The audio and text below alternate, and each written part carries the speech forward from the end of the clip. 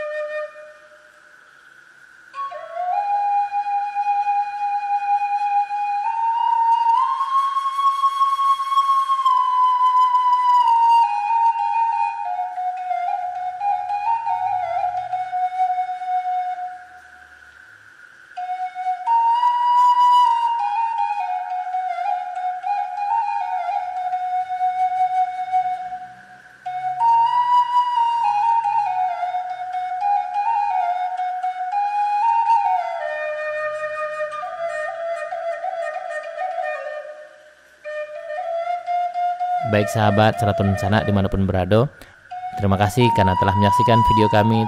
Semoga bermanfaat. Terima kasih atas supportnya. Sampai jumpa di video kami berikutnya. Assalamualaikum warahmatullahi wabarakatuh.